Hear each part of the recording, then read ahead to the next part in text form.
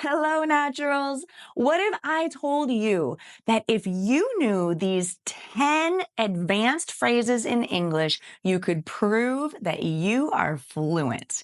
Well, it might not be that simple, but I can promise you that if you know and use these 10 C1 level phrases that I'm going to share with you and practice with you now, that people will probably say, wow, your English is really fluent. Where did you learn it? And you can tell them with Go Natural English. If this is your first time here, then hello, I'm Gabby Wallace, founder of GoNaturalEnglish.com and the Fluent Communication course, which has helped thousands of English learners like you to become fluent and confident in their speaking. So come check it out after you watch this video. You can learn more with me at GoNaturalEnglish.com.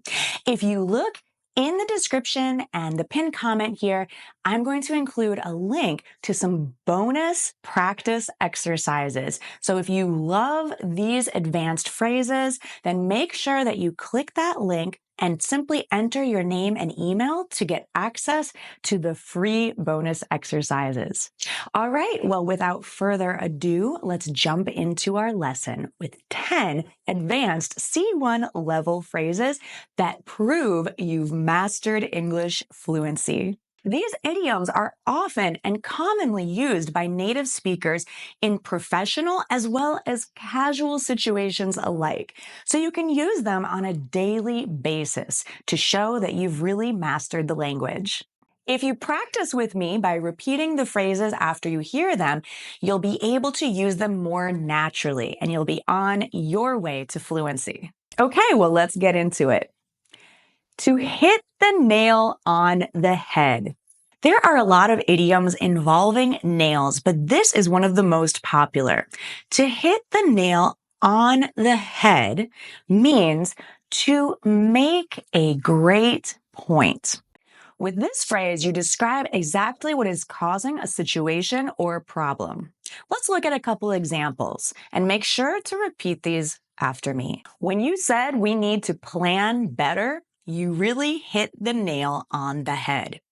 And note that it is the nail on the head. Be careful not to say a nail on a head because that would sound strange. To hit the nail on the head. Here's another example. The consultant's advice really hit the nail on the head. We need to focus more on customer service. So the next time you think someone has made a good point, whether it's in a business meeting or just a friendly conversation, if you agree with their opinion, you can say, you really hit the nail on the head.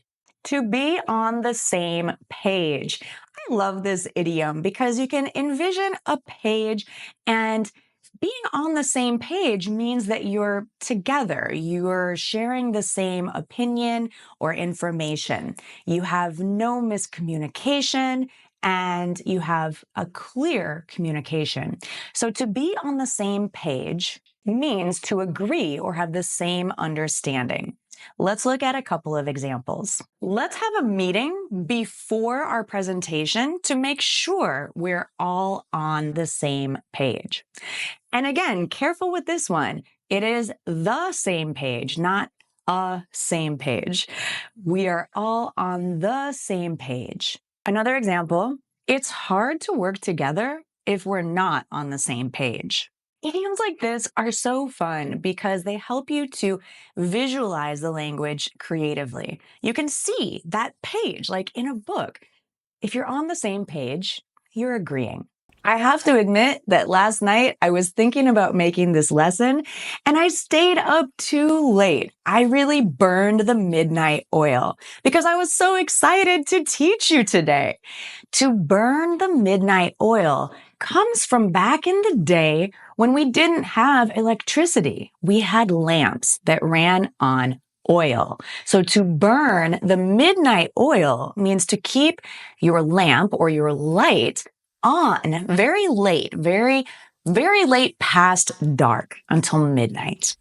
Let's look at some examples. She's been burning the midnight oil preparing for her exams. I had to burn the midnight oil to get the report done on time.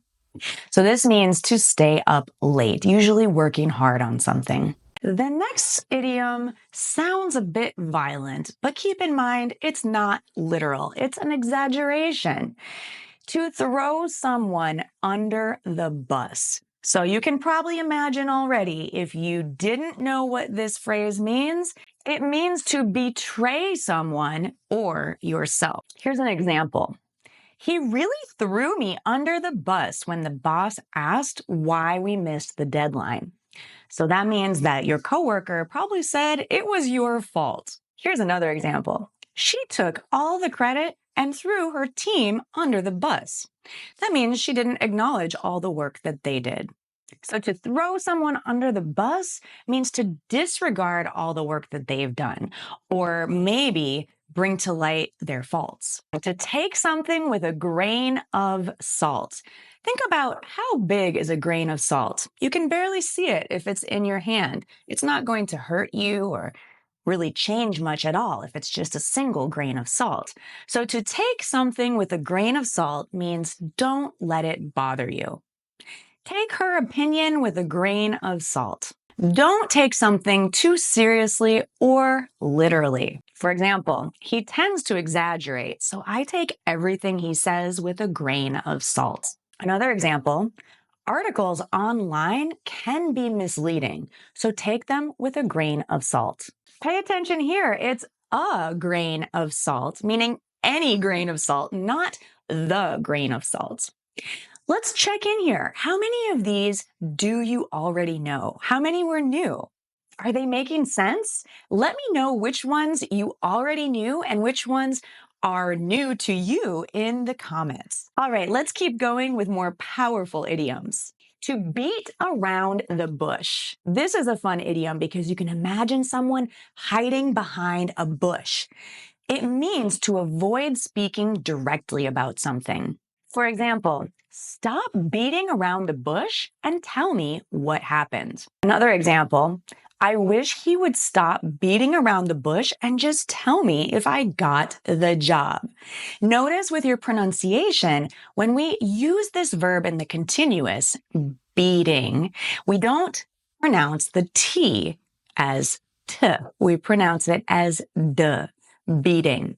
This is an essential element of American English pronunciation. When you have a T between two vowels, it softens into a D sound.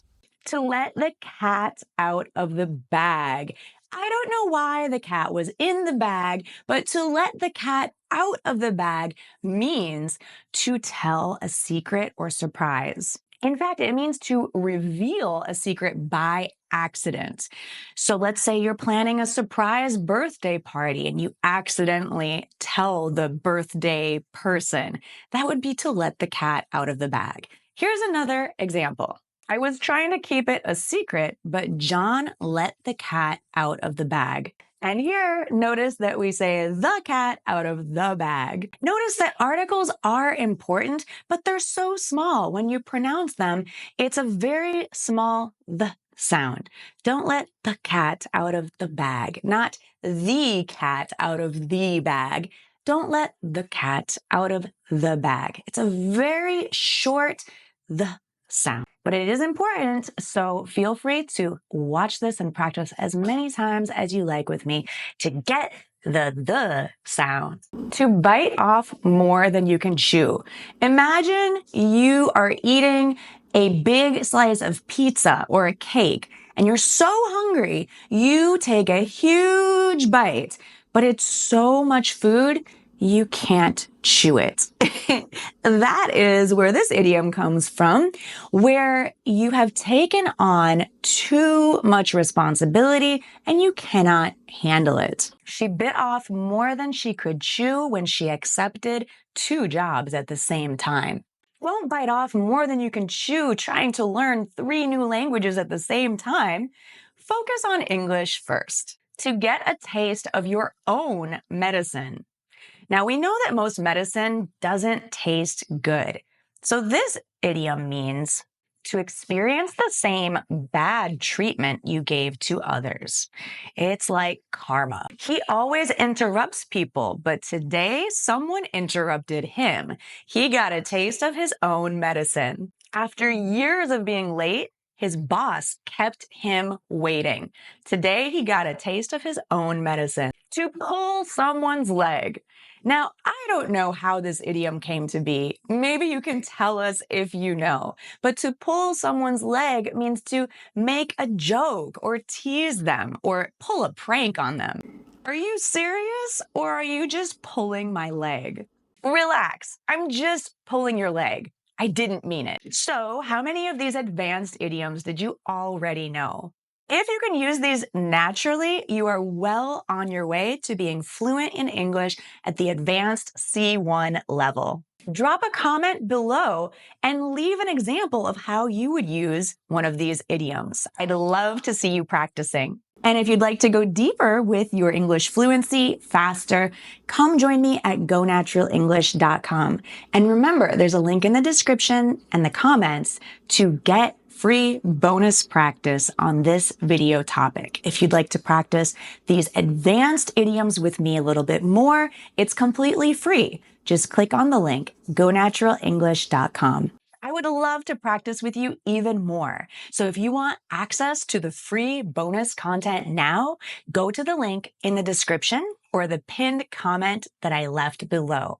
I'll see you there. Thanks so much for watching. Bye for now.